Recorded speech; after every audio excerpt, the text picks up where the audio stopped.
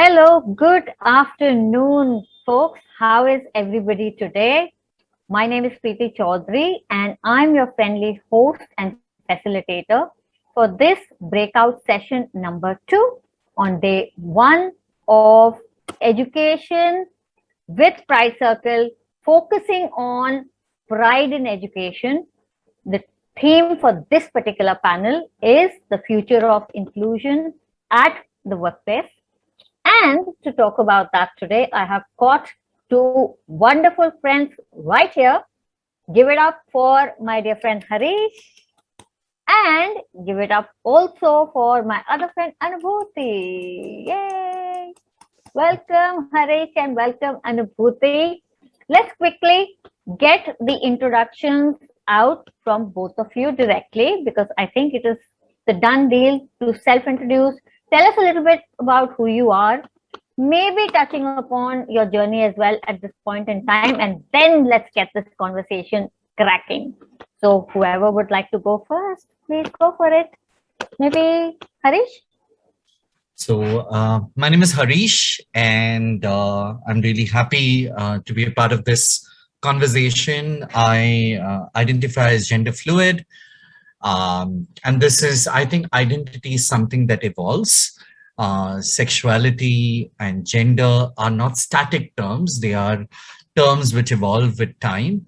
And so I've had two coming outs, in fact, three coming outs. First, I came out as a survivor of child sexual abuse, male survivor of child sex abuse, because it was considered to be quite a taboo to come out as a male survivor of child sexual abuse. Then I came out as a gay man, and now I came to the realization that I'm gender fluid. So I think there are more coming outs in life that we need to encounter, and I just hope that I have the courage to come out every single time.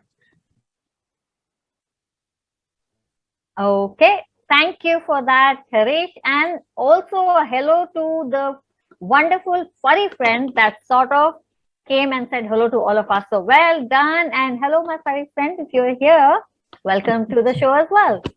And with that, let's move on to Anubhuti. Anubhuti, please tell us a bit more about yourself and also tell us a bit more about your journey so far. Thank you. Hi Preeti, hi Harish. Such a privilege to be here, and I'm Anubhuti Banerjee. My pronouns are she and hers. To begin with, let me get straight into the story. Looking at Harish's furry friend reminded me of my childhood because I grew up just beside a jungle. My father was a forest officer, and I grew up in a childhood that was almost like Mowgli from the Jungle Book. But there was a story in my childhood that I still talk about always because it has something to do with my identity. When I was in kindergarten, there was a play, and like all kindergarten plays, there were princes and there was a princess. I sadly was chosen to be a prince. But all throughout the rehearsals and all throughout the play, all I wanted to be was the princess. That was the journey that I had to make to being from that thin prince to the princess. Some people call it transition. Along with this, I was able to do this at my workplace. I work at Tata Steel, and I say that I made my organization come out and transition along with me to being a more sensitive and LGBTQ inclusive workplace. And for a 100-year-old company that is considered one of the first companies of free India, was definitely a privilege for me as well as a journey that I lived through. Thank you so much for that, and welcome, my dear Anubhuti and Harish.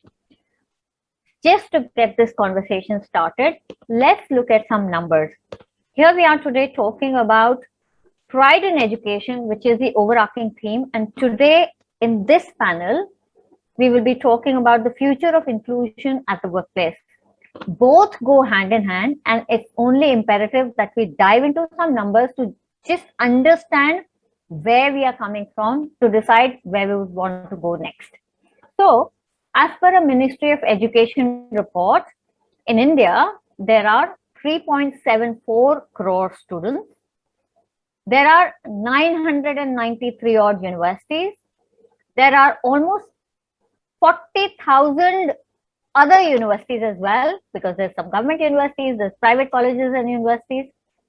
There are 10,725 standalone universities as well. Imagine the mind-boggling number.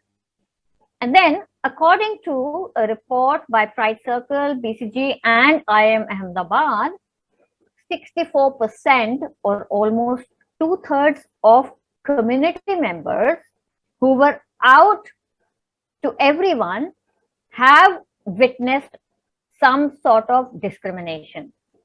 The reasons stated by members for not revealing their identity to others: 56% feared that they would be treated differently by their peers. 36% of them felt that the fellow students were not LGBTQ friendly.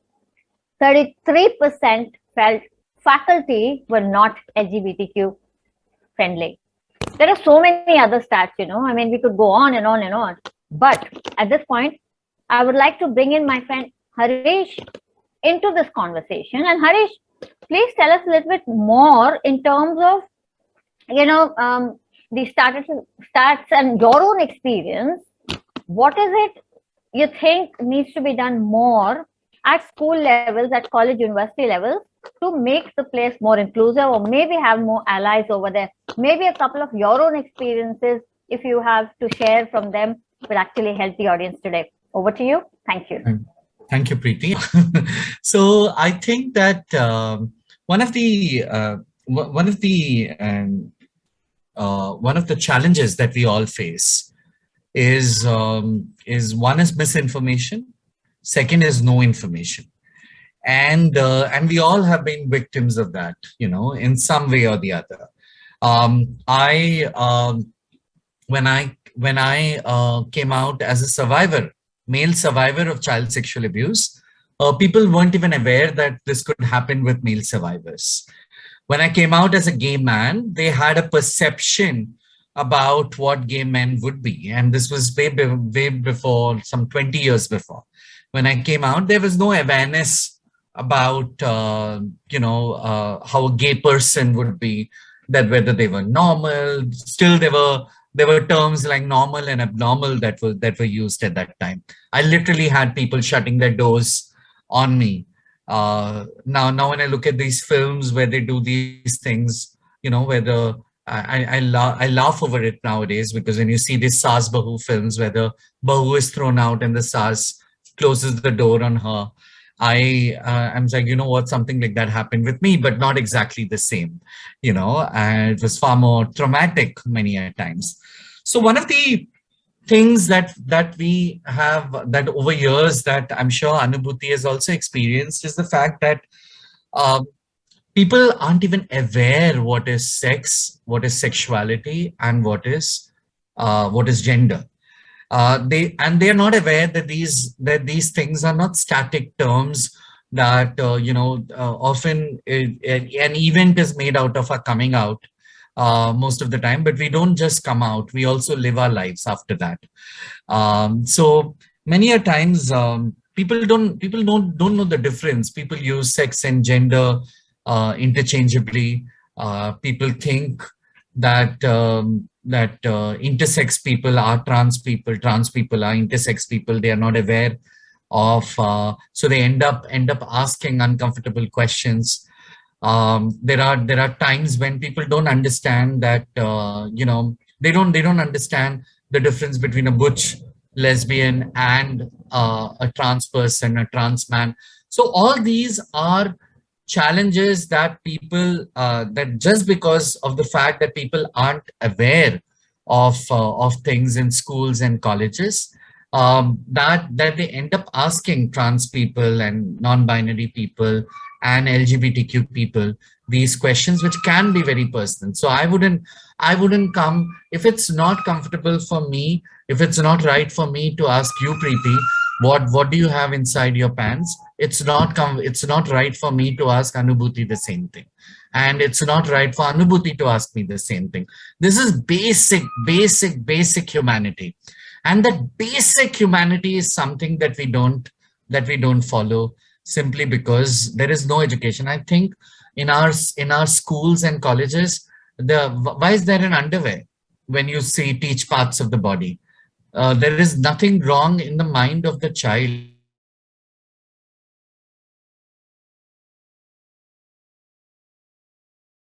Vagina, say that, speak about trans identities right in schools, right in colleges. You don't become a trans person if you learn about trans people. You only become a decent human being if you learn more about sex, sexuality, and gender. My niece, I remember my niece was doing this college school program, 8 years of age. She was in second standard, and she had to do a family, draw a family. So she drew me, and she drew a boy next to me. So, and then she said, Harish Mama, and and she said, Yash Mami. So she still calls him Mami, though we have parted ways, but she still calls him Mami. So it was very easy. Of course, she put it in the heterosexual parlance, but the truth is that that for her it was very easy to understand. So discrimination is a taught trait, and when you don't teach the right education, children will learn discrimination by themselves, and there will be people to teach them that. Fair enough, Harish. Absolutely fantastic and on point of where it all starts, right from ages 5, 6, 7, 8, or even earlier, for that matter. Thank you so much for sharing those personal insights. Let me move on to Anubhuti. Anubhuti, referring back to that prince and princesses sort of experience that you had during that school drama or the school play, what do you think were your wish lists, when you were growing up in school and college? What could have been different? What could have been more conducive? What could have been more inclusive, for that matter? Anubhuti, over to you. Thank you. Thanks so much. And I was thinking exactly the same, and that's why I included that story, because it was right at the start of my educational journey. And when we are talking about education, if you're taught about gender roles that early on and taught to comply to them, that's where I guess the issue starts, or the problem starts for most of us. Now we understand that gender identity is not something that you can conflate with a person's gender assigned at birth. But when we did it when we were at school, that information wasn't there. And it was, even if that information would have come, it would have been, left people incredulous, because most of the education that they had did not include things like that.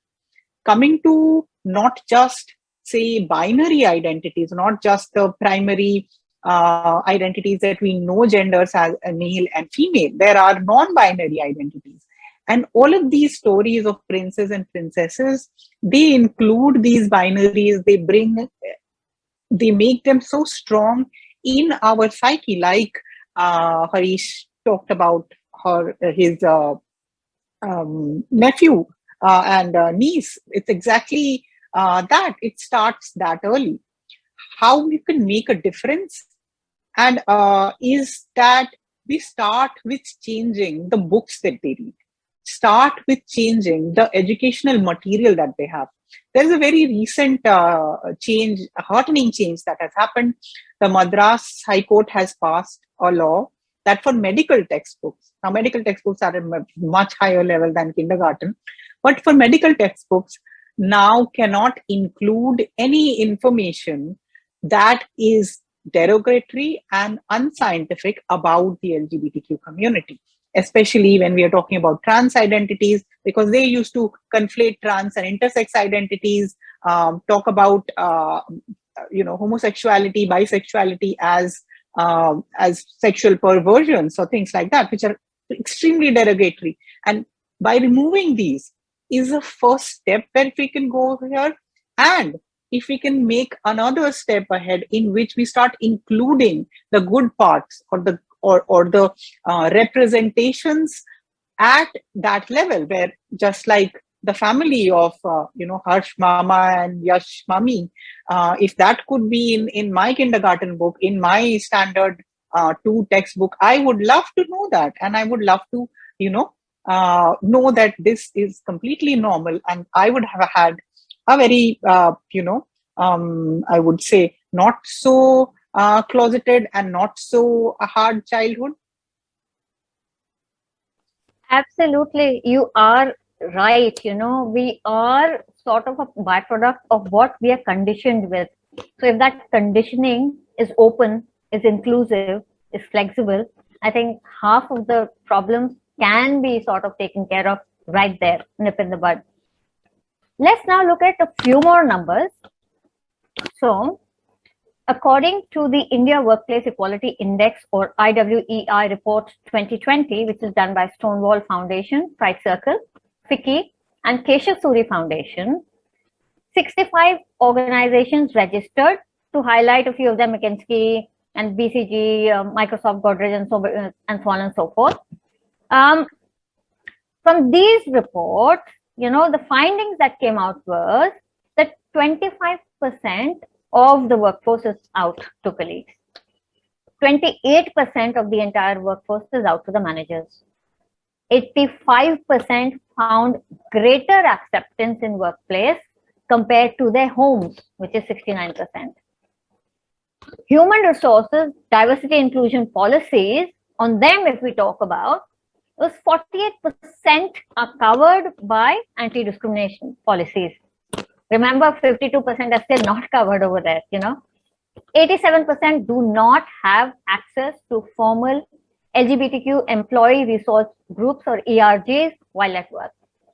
Now, if we were to look at the future of inclusion at workplace, I think these numbers play a very important role there. And to sort of understand the journey of inclusion and equity at the workplace, I think let me get Harish into the conversation back again.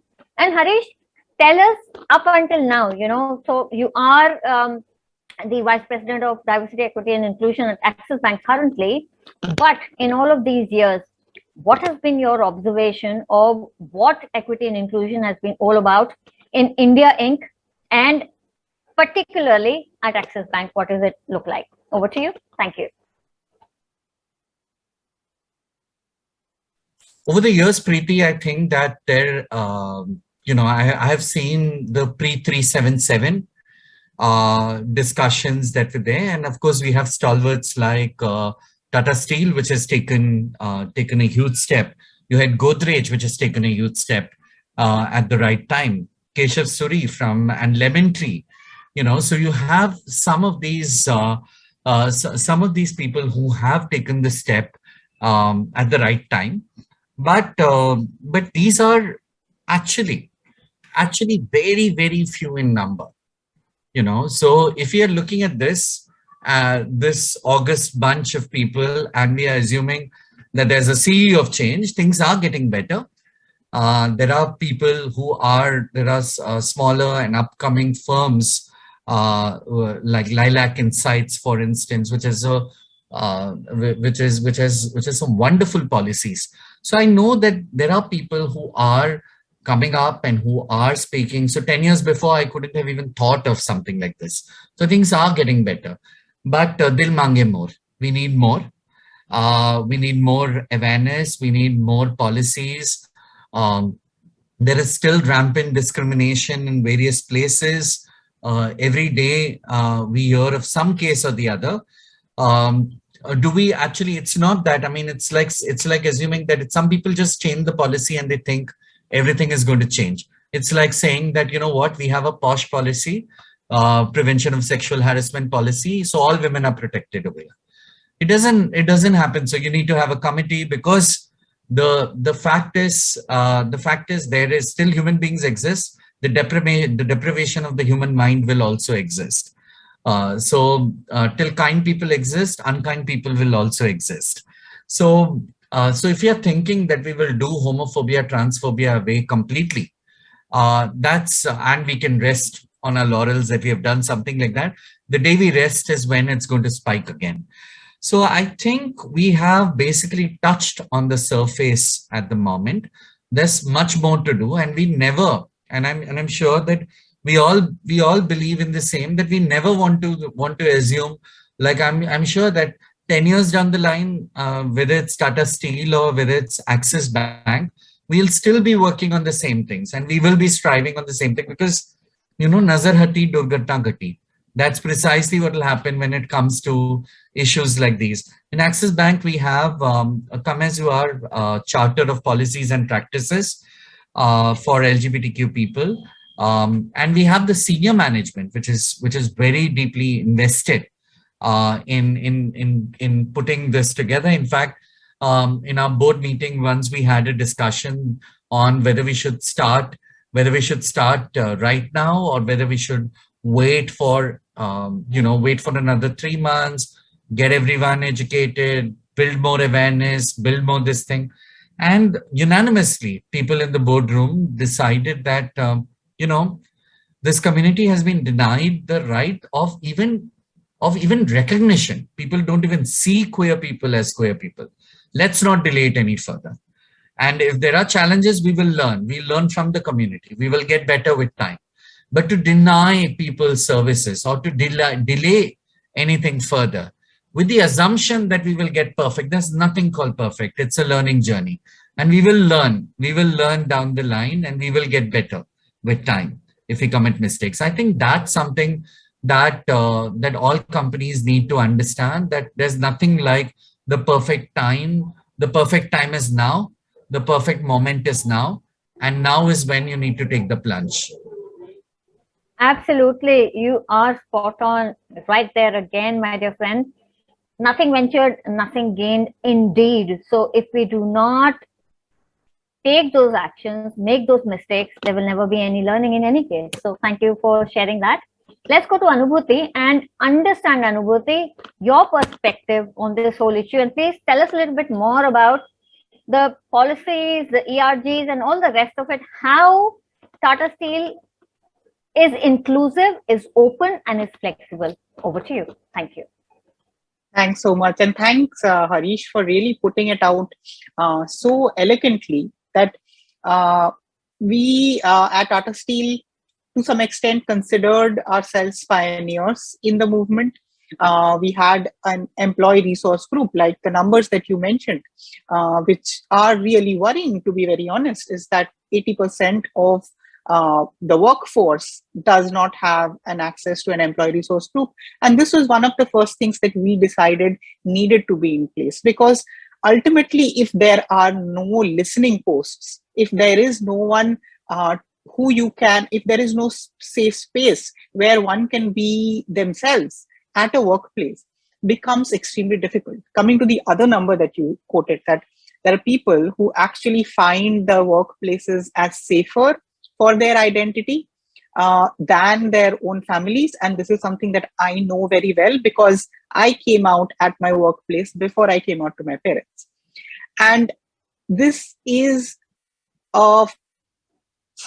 in some way a surprising thing, knowing how our society is. So it is a damning testament of our society, but it is also a huge responsibility to organizations like us, that we have the responsibility of making the lives of LGBTQ employees better by bringing about what we've just mentioned, that the most basic step would be policies.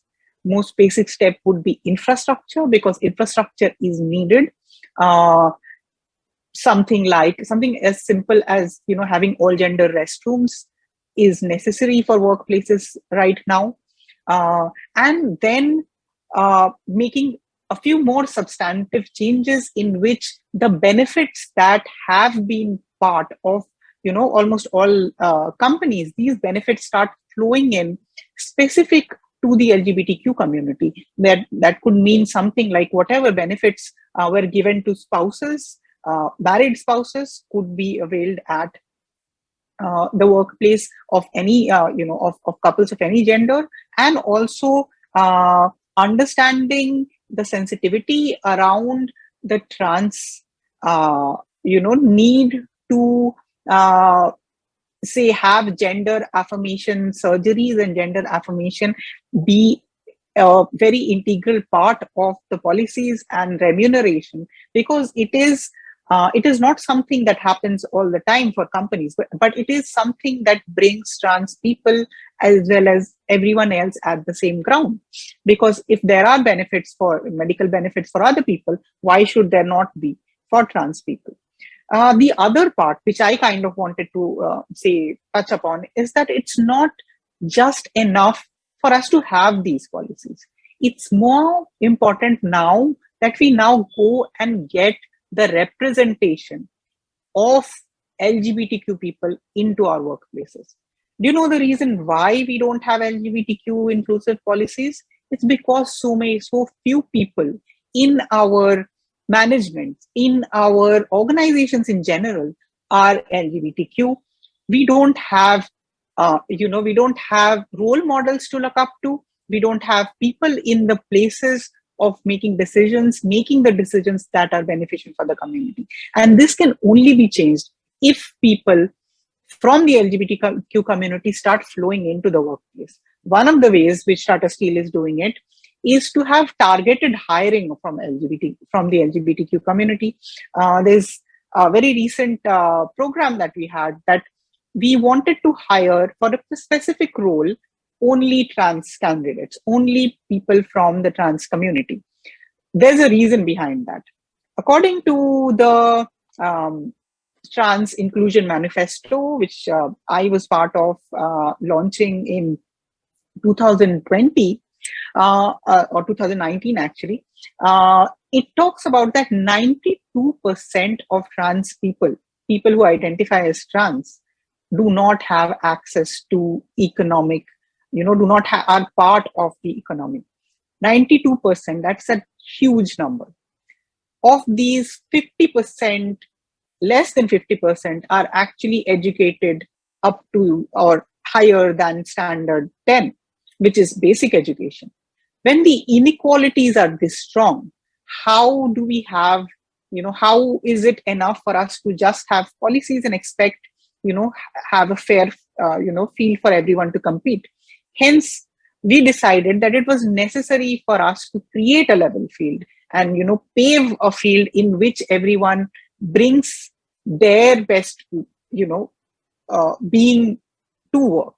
So that is something that is needed. Another thing that is needed is that we create these pathways of having LGBTQ leaders, just like Harish is vice president at Axis Bank. Why don't we have more people at a level like that and growing through the organization, not just people who are hired for their expertise in the LGBTQ community, but growing through the organizations and becoming leaders in whichever organizations they're in. I think ultimately, if we don't create these leadership pipelines, these completely equity-based solutions, we will never have a truly LGBTQ inclusive workplace. Hence, it's a source of you can say assurance for both Harish and I that we are going to have our jobs for a very long time now. Thank you so much for that, Anubhuti. Again, absolutely on point. Your own lived and observed experiences. So the value is tremendous right here. At this point in time, I would really like to sort of put my hands together for my dear friends over at Pride Circle, because this summit, Pride in Education Summit, is coming at the right time when our generation Alpha is into the school at this point in time. So nothing like creating an awareness, creating a forum, providing a platform for all those 8, 9, 10-year-olds to start understanding what equity and inclusion is all about right from now, before they actually step into the workplace, which anyway we're talking about how it has evolved. And that brings me to my next question. And I'm back to my dear friend Harish for that. Harish, what are the trends that you have seen in the workplaces that have sort of evolved over time? And this is particularly in respect to the LGBTQ plus community. And also another thing is, I would also like for you to touch upon how has this whole social media, this mass consumption has impacted inclusion and the behaviors at workplace? Over to you. Thank you. Wonderful, wonderful question, Preeti. The challenge is that social media is both good and bad. So I'll take your second question first. Everyone in the month of June wants to turn their logos rainbow. You know, everything turns rainbow, rainbow. Everything is like La La Land for the LGBTQ community. So everything is wonderful. Come July and everything goes off. You know, everything will become dull and boring. Suddenly you're not LGBTQ friendly. So if you really want to decorate us, include us, just to add to what Anubhuti said, just to agree with her, I like to say, add us, make us a part of your teams. Open your arms and welcome people, and specifically say that we welcome you. Okay, so that's something that is needed. So that's something that's happening, and people have to understand right now that in social media, if you try and do all these gimmicks, you will be called out, and people will notice. People will notice. Even the most silent of people will notice. Right. And so that's something that people need to be aware. Now, the second thing, the first thing that you asked about, what are the trends that we are seeing? I think corporates are slowly coming out of the closet. I think we have come out of the closet, but now the corporates are coming out of the closet. Slowly, they're having, the hush topics that was there. And where people used to say it, but yet not say it. We are not a niche anymore. We are slowly becoming mainstream. Okay, it's not happened as yet. I do hope that there's a time when we don't need, no need to mention also, but we are not reaching there anytime in this century. That's something that I know. But people are getting aware, and suddenly it's becoming unsexy to be homophobic or to be transphobic, right? And to be called a transphobic. Previously, people used to pride themselves in saying that, you know what, we don't have these kind of people working over here. I've heard these statements from organizations. Now, if somebody says something like that, they go to face the wrath of the young crowd on social media. And I'd like to credit a lot of young people who have taken up the responsibility on their shoulders to call out people who do these things, okay, and who do namesake service. I do hope that the young people are also grateful that they have gotten this on the firm shoulders of the older generation, who have actually fought, who are in circumstances which are not so conducive, in times when it was not so easy to speak about, where you possibly, even if you go on a dating app, you'll find the next queer person like 3 kilometers away. So we were, now you have everybody in like 100 meters next to each other, but we used to find the next dating person like 3 kilometers and 4 kilometers away. So at that time, okay, dating by itself was an experience. So I think the younger need to be grateful of the older crowd, because in that firm ground did revolution start, and the older ones need to be grateful for the younger ones, for they are raising a voice, and they are a crowd and a force to be reckoned with. Force to reckon with. I think this is the trend that we are seeing. We have never in India seen generations of queer people. Now you can actually say that, there is this one generation and there's this other generation.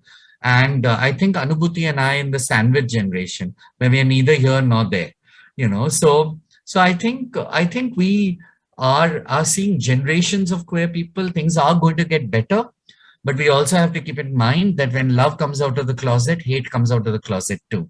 So that's why our work has not come to an end. There's the beginning of the end of homophobia and transphobia and queerphobia, but not the end. Absolutely. And that line resonates so much. It is absolutely fantastic for you to say that. Thank you so much for that, Harish.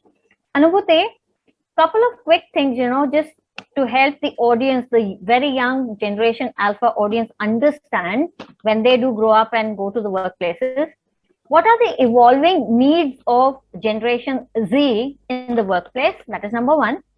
And the changes that the LGBTQ community itself is looking forward to being, for workplaces to become more inclusive and more receptive. On those two counts, please do enlighten us. Thank you.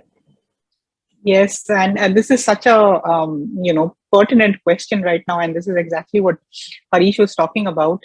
Is that according to a survey done in the United States, 1 in every 6 persons in the United States now identifies as part of the LGBTQ community.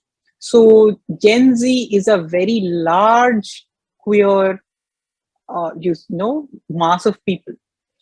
Coming more to the workplace, there was a survey done by The Economist a couple of years back in 2019, when they asked a lot of people who were coming out of colleges, typically the Gen Z crowd at that point of time, that what do they look for in a workplace? And one of the things that overwhelming 80% of the college graduates said is that regardless of whether they identify as LGBTQ or not, if the company that they are going to work for is LGBTQ inclusive, visibly LGBTQ inclusive, and has, a proven track record and representation, then it is a company that they would like to go for or like to join.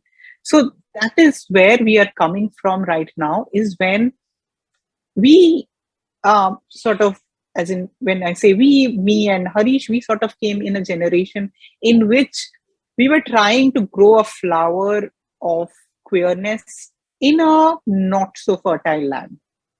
But right now we have this privilege as well as this responsibility in which we cannot wait for that. We cannot wait for these flowers to grow, because the flowers have already grown and they want the best and the most inclusive possible environments at their workplaces. And we know that the kind of times that we are living in is a whole fight for talent.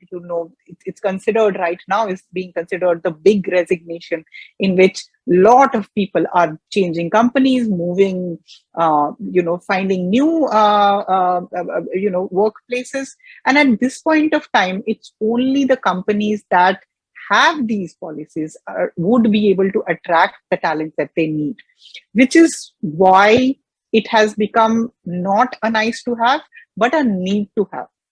And it's necessary that organizations grow quick enough or sensitize themselves quick enough for this change that is coming.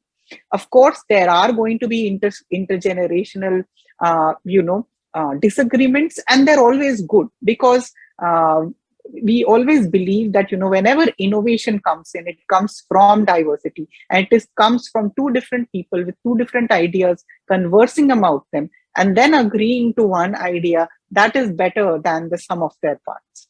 So this is the change that organizations are looking forward to and have to be ready to embrace.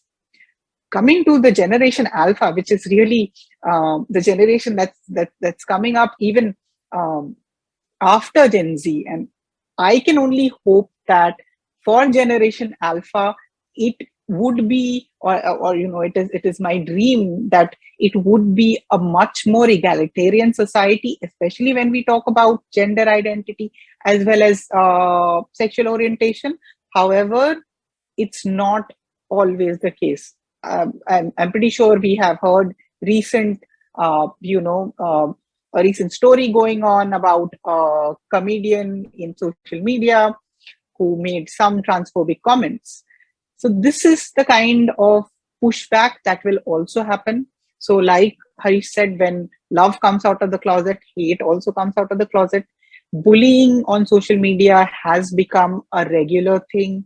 It has moved out from, just being in schools to every place that we are. And we as people have become hyper visible, because in our social media feeds, we are always visible and we always have to stand for something. So it has made it very difficult also for people to, negotiate the new realities, I would say, of this this intercommingled world of digital as well as physical identities, and where do they stand? But still, I would say on the balance of things, there are more positive things that are in line, and I think it is a responsibility of everyone who's watching this, like whether they belong to Generation Alpha, Generation Z, or someone in the workplace who's looking at this talk and wants to know what the next generation education and workplaces are going to be like. It's our responsibility making sure that LGBTQ inclusion becomes the norm, becomes an absolute no-brainer, and that we come to that space where we won't have to come out anymore, where we won't have to tell these stories. I mean, I would love to have a world in which I don't have to tell a story, but as long as we are still there, we are here for you, and we are trying our best to make it better. Thank you so much, and spot on again. Intersectionality is something else where one generation can learn from the other. I mean, we are talking about baby boomers to the millennials, to the Generation Zs, to the Generation Alpha.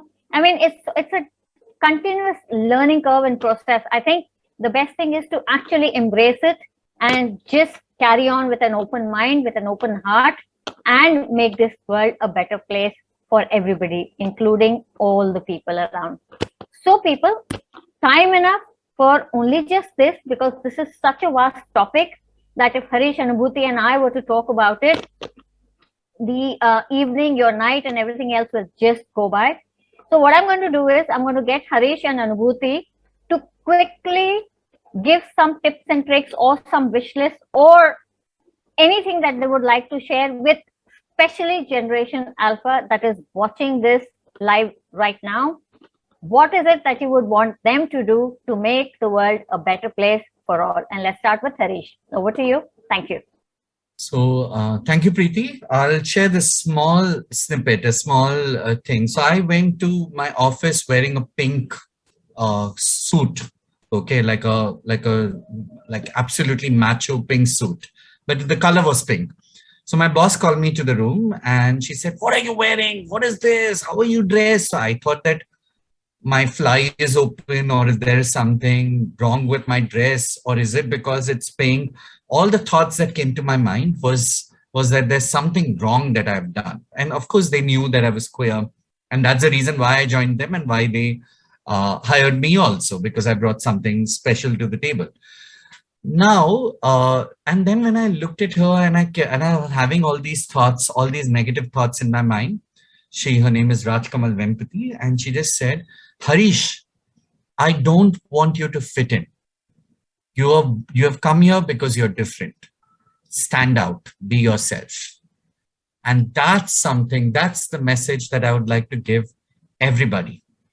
The exact message that she said, what she told me: stand out, be yourself, and don't protect people so that they could be themselves, and protect yourself and protect your right to be yourself. And I'm telling you, what will people not choose you at the workplace? I mean, what is a company to choose you? You reject the company if they don't have policies. It's your right to reject those policies. Just as Anubhuti said, the great resignation, the time is now. If there is somebody who doesn't have policies, you reject, you'll find another opportunity. Have the faith. Absolutely. And you're spot on right there again. The onus is actually unto us as well, in fact, to actually be a part of that change or be that change ourselves. So very well said. Thank you so much.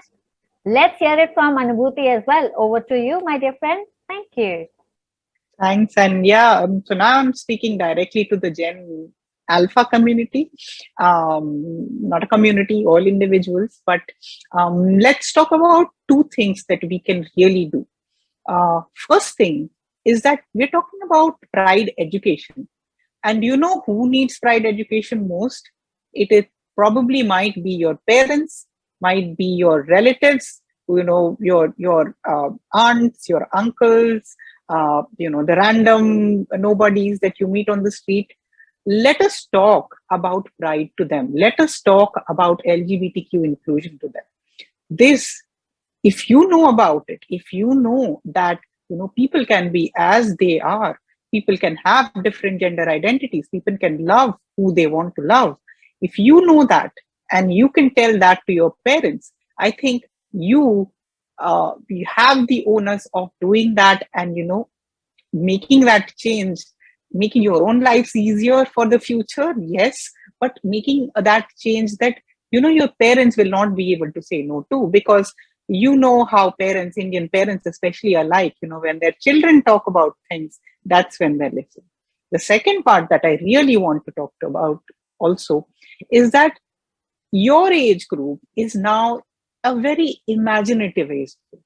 This is where you create things. This is where you imagine how the world is going to be in the future, and how your world is going to be in the future. So when we talk about it, if you want to draw a person who's born, who's identified male at birth in a dress, go ahead and do that.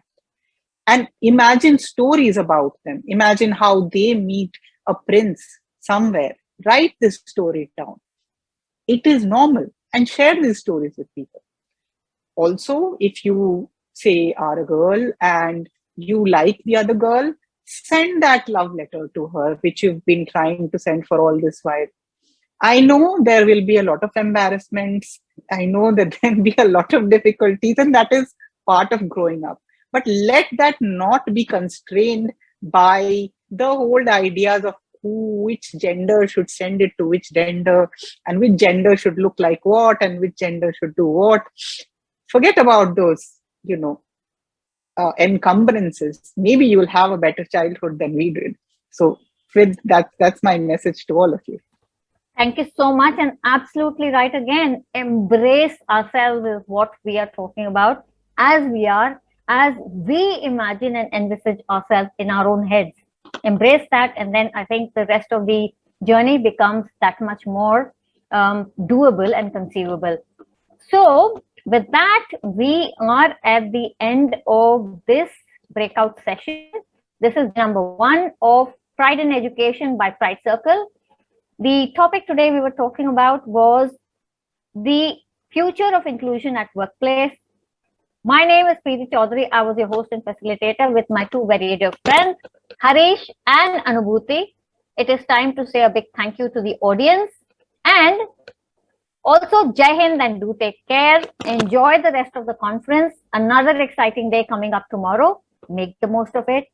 Be an ally, be visible, be vocal. Because remember, there is no diversity without inclusion. All right. Any last bye-byes? And if you want to say a few words very quickly, both of you. I just say we have a line in Access. We use that quite often as the inclusion line. We say that the onus of inclusion lies on those who are included, not on those who are excluded. And that's something that we need to imbibe in life in general.